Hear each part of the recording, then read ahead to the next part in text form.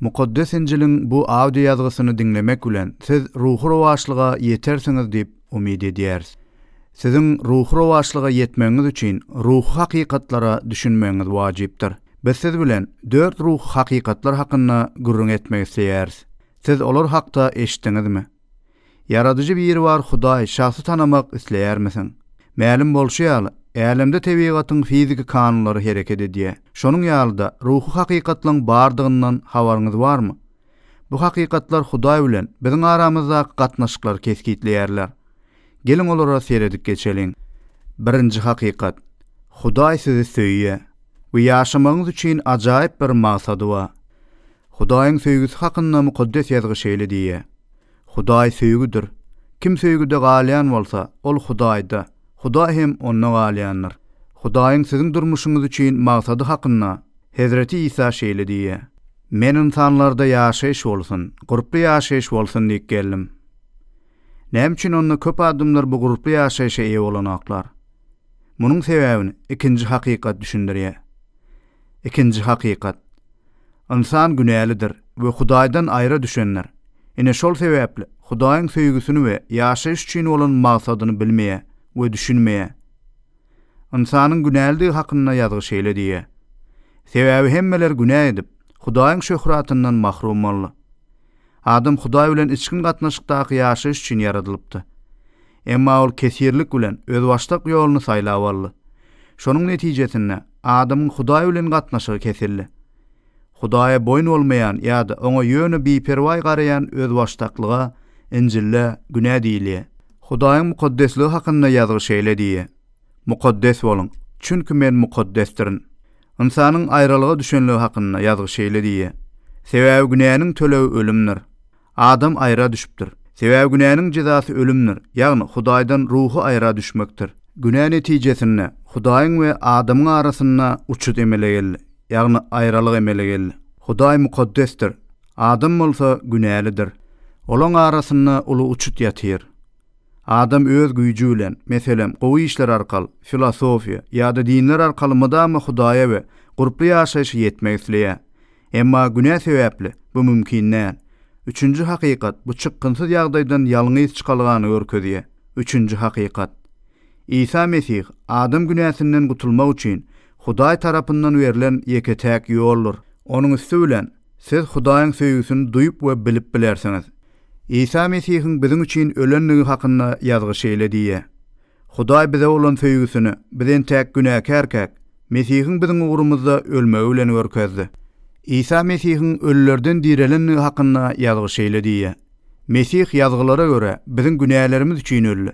Jaýlanyp ýazgylara görä hem 3-nji güni direldi. Onsoň kifasa, soňra 12-lere görünni.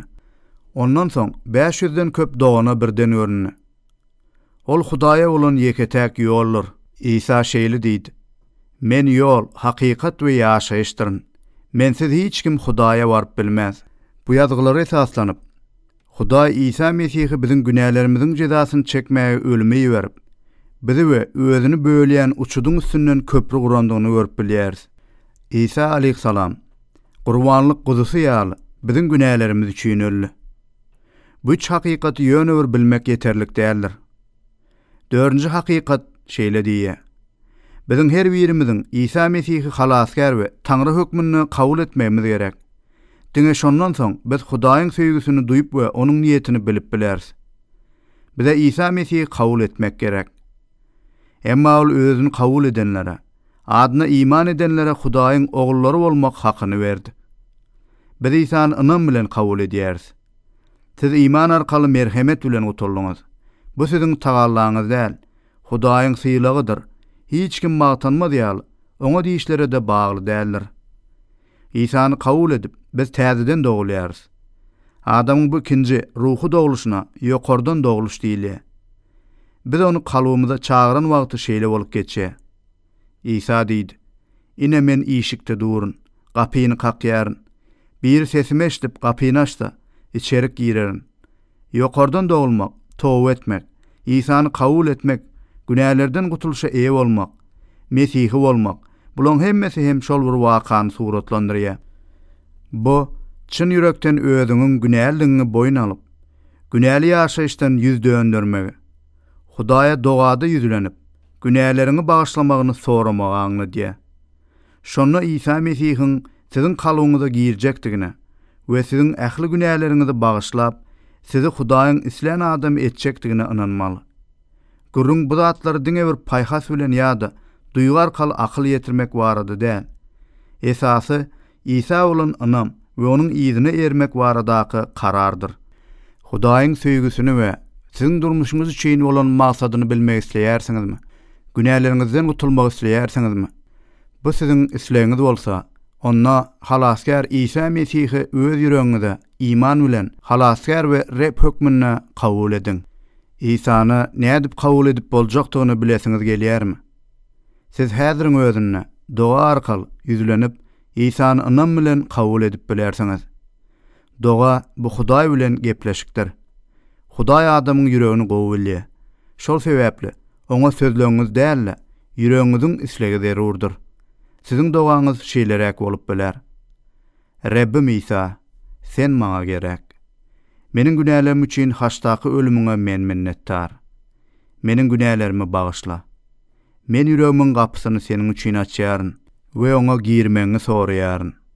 Meniň halaskarym we Rebbim bol.